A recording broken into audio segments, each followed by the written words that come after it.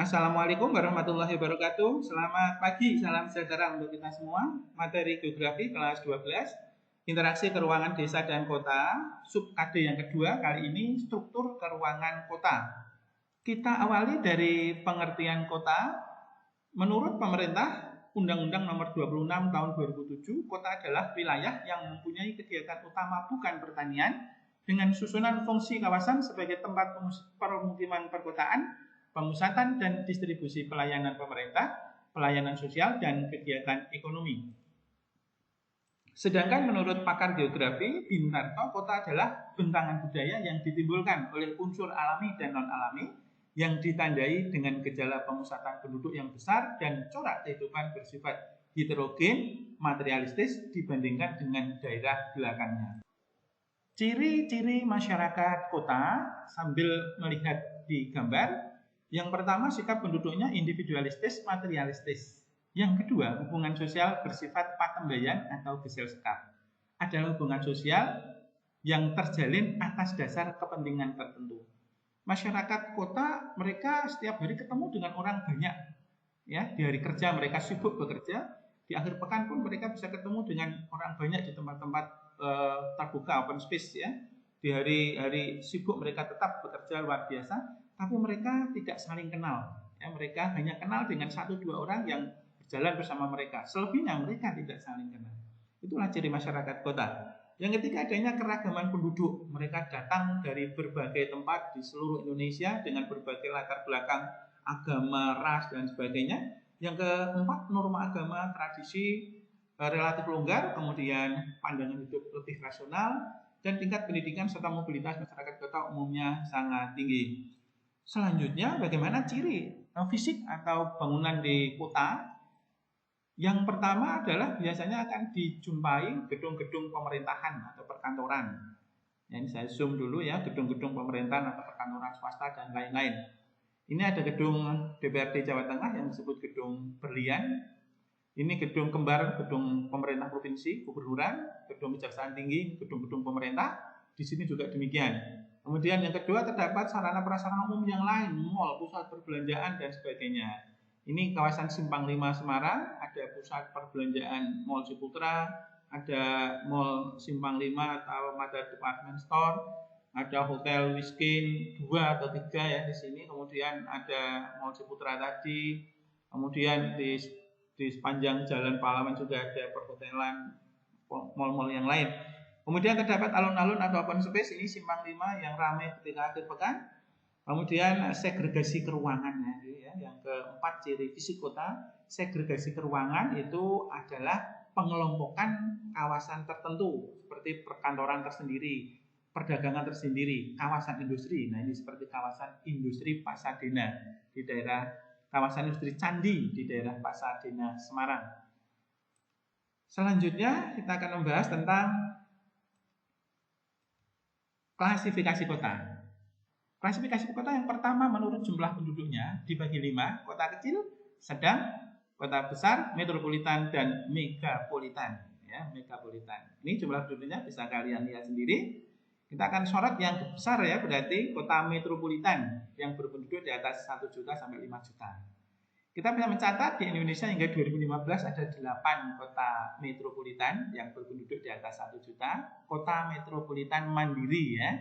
Mandiri itu maksudnya berdiri sendiri, bukan penduduknya banyak karena luberan dari kota besar. Seperti sekitaran Jakarta itu banyak kota-kota berpenduduk di atas 1 juta. Bahkan di tahun 2020 di Indonesia kota mandirinya sudah 10, ditambah 5 kota dengan populasi di atas 1 juta, bahkan sampai 2 juta lebih. Bekasi, Depok, Bogor, Tangerang Selatan, dan Tangerang, itu berarti Indonesia sudah memiliki sekitar 15 kota metropolitan di Indonesia. Selanjutnya, menurut fungsinya kita bisa melihat sambil melihat gambar supaya mudah untuk memahaminya. Ada 6 kota. Yang pertama kota pusat perdagangan, yang kedua kota pusat pemerintahan, 3 kota pusat kebudayaan, 4 kota pusat produksi, dan 5 kota pusat rekreasi dan kesehatan. Rekreasi dan kesehatan saya gabung ya. Ada 5 kota menurut fungsinya. Kita bisa zoom di sini. Ini saya berikan contoh kota pusat perdagangan seperti Jakarta, Singapura, Shanghai, Bremen, Rotterdam. Ini adalah contoh kota Rotterdam sebagai pelabuhan yang memiliki pelabuhan tersibuk di Eropa. Kota pusat kebudayaan dan agama ya di Mekah, pusat Muslim dunia, Vatikan, pusat Katolik dunia, Yerusalem, pusat Muslim, Katolik dan Yahudi ya, juga pusat kebudayaan Solo, Jogja dan sebagainya.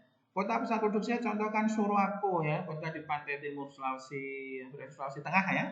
Ini pusat nikel Indonesia, dan kota pusat rekreasi dan kesehatan Bandungan itu bagi masyarakat Semarang sekitarnya, kemudian Puncak bagi masyarakat Jabodetabek, ada lagi Batu bagi masyarakat Surabaya dan Malang.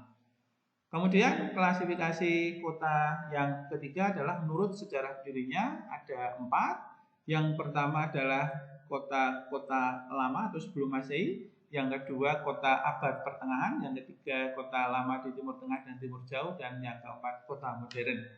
Ini adalah contoh-contoh kota yang berdiri pada masanya. Ini kota sebelum Masehi, Roma, Athena masih bertahan sampai sekarang, dan ini yang sudah tinggal sejarah namanya, yaitu Babilonia.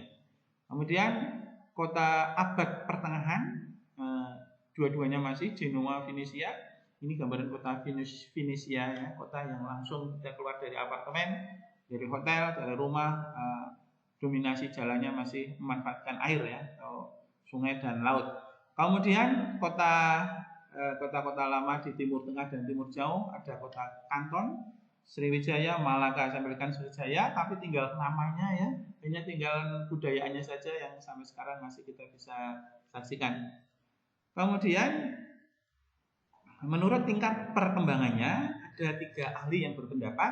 Saya ambilkan yang pertama adalah menurut Lewis Mumford, membagi perkembangan kota ini menjadi 6 perkembangan kota. Yang pertama adalah tahap eupolis. Eupolis ini adalah desa besar yang siap berkembang tumbuh pesat dan akan menjadi kota. Levelnya adalah kecamatan. Ada Weleri, Galibungu, Ciwidey, Babat gitu ya. Saya ambilkan contoh gambar di sini adalah di daerah Weleri di sana. Yang kedua adalah tahap polis, adalah suatu kota yang sudah berdiri kota, tetapi sebagian penduduknya masih agraris. Ya, sebagian penduduknya masih agraris. Saya ambilkan contoh kota kabupaten se-Indonesia yang barangkali posisinya pada tahap polis. Ini gambarannya, contohnya gambar Kabupaten Kendal. Selanjutnya yang ketiga adalah tahap metropolis. Ya, tahap metropolis suatu wilayah kota ditandai oleh penduduknya sebagian kehidupan ekonominya bekerja di sektor industri. Kota-kota metropolis di Indonesia yang tadi sudah kita sebut, ada kota Semarang, Bandung, Medan, Palembang, Batam, Makassar, mungkin nanti akan segera menyusul Balikpapan, Samarinda dan lain sebagainya. Ini contoh gambaran kota metropolis. Dan akhirnya menurut Lewis Mumford, kota yang berada pada puncak kejayaannya adalah kota atau tahap megalopolis, suatu wilayah perkotaan yang terdiri atau bisa menggabungkan dengan kota-kota kecil di sekitarnya. Jakarta dengan Jabodetabek, Surabaya dengan Gerbang Kertosusilo. Ya, di luar negeri ada kawasan Tokyo dan sekitarnya. Kemudian di Amerika Serikat ada kawasan kota Boston ya, di pantai timur Boston, Washington ya, yang memanjang di pantai Atlantik di sana, di pantai timur dari Boston sampai ke Washington. Kemudian ini adalah gambaran dari kota menurut Lewis pada puncak kejayaannya. Dan kemudian setelah puncak kejayaannya, kota juga akan mengalami masa penurunan, yaitu diawali penurunan yang pertama berarti posisi tahap kelima, Trianopolis. Mulai terjadi kekacauan pelayanan, kriminalitas, kemacetan dan lain-lain. Brooklyn, New York contohnya ya, di Brooklyn di New York sana ya. Kemudian setelah itu lama-lama kota juga akan mati, tahap nekropolis, sudah mulai ditinggalkan penduduknya. Kota lama Semarang, kawasan kota Jakarta, apalagi kota Raja Majapahit ini sudah tidak ada tinggal namanya. Kota lama, kawasan kota Jakarta itu adalah kota Belanda. Setelah Indonesia merdeka, penduduknya orang-orang Belanda pulang ke sana, sehingga kawasan kota lama Semarang ini menjadi kumuh ya, bangunannya menjadi tidak terurus, jalan-jalannya saat itu terbengkelai, bahkan penuh kubangan air, kotoran dan sebagainya. Beruntung revitalisasi pemerintah kota membuat kawasan kota lama di Semarang ini sekarang menjadi objek wisata yang sangat menarik bagi warga Semarang dan Indonesia pada umumnya. Dan inilah beberapa contoh kota lama yang sekarang barangkali sebagian tinggal menjadi objek wisata. Ada Petra di Yordania, bab 1. Ada Palmyra di Syria, kemudian Vijayanagar di India, Ephesus di Turki, dan juga kota-kota lain seperti Machu Picchu di Peru, di lembah Sungai Nil ada kota Memphis, kota Tebing, kemudian ada Angkor Wat di Kamboja, dan juga ada kota Pompeii di Italia yang hilang karena tertimbun akibat letusan gunung Vesuvius. Selanjutnya perkembangan kota menurut Taylor. Taylor membagi kota menjadi 4. Yang pertama tahap infantil adalah tahap awal pertumbuhan kota ditandai dengan ini, saya zoom, tempat komersial masih menyatu dengan tempat tinggal. Saya gambarkan ini ya, toko di desa yang belum terlalu ramai. Ya, mereka siang hari berjualan di depan rumahnya, malam hari tidurnya juga masih di sini. Ini tahap infantil. Kemudian tahap yang kedua adalah tahap juvenil, ditandai dengan mulai terpisahnya wilayah komersial dengan tempat tinggal, sehingga muncul kawasan perumahan di luar kawasan perdagangan. Ya, levelnya kabupaten atau ibu kota provinsi. Ini saya gambarkan wilayah kota yang sudah mulai ramai, sehingga kalau malahnya tempat tinggal di sini tentu mereka juga sudah tidak nyaman. Tahap yang ketiga, kalau menurut Lewis Manfred ada tahap megalopolis, kalau menurut Taylor adalah tahap matur. Tahap puncak dari kejayaan sebuah kota, munculnya berbagai kawasan seperti kawasan industri, perdagangan, perumahan, kesehatan, pendidikan dan sebagainya ya. Ini kota-kota pada tahap matur di Indonesia adalah sama dengan metropolis dan megalopolis kalau pada saat menurut Manfred Lewis. Ini ada gambaran kotanya adalah mulai dari level kota Balikpapan, kota Makassar, meningkat ke kota Medan, bahkan kota megalopolis atau kota matur, tahap matur selevel Singapura. Dan di dunia kita bisa menyaksikan kota-kota yang saat ini sedang berada pada puncak kejayaannya di seluruh dunia. Kita bisa saksikan ada kota Dubai, kota yang tidak pernah berhenti membangun dengan gedung gedung tertinggi di dunia, Burj Khalifah-nya, ya, menara Khalifah di Dubai di Uni Emirat Arab. Shanghai dengan menara tertinggi kedua di dunia, padahal di sekitarnya juga penuh gedung-gedung pencakar langit. Ada Mekah, pusat Muslim dunia, terdapat menara jam Abraj Al-Bait tertinggi ketiga di dunia. Ada kota Shenzhen di Cina yang penuh dengan bangunan pencakar langit. Ini bangunan tertinggi keempat ya. Dan kota modern dengan kelompok musik BTS-nya ya di Korea Selatan, kota Seoul, menara tertinggi ke-6, gedung tertinggi ke-6 di dunia. Dan ibu kota bisnis dunia yang selama ini disandang New York ini ya sudah mulai terancam karena munculnya kota-kota top di dunia dengan Freedom Tower-nya menggantikan WTC atau gedung pusat perdagangan dunia yang runtuh akibat tragedi 11 September ya, 11 September. Dan setelah kota mencapai puncak kejayaan, menurut Taylor, kota pun akan mulai mengalami kemunduran. Itulah tahap atau stadia senil.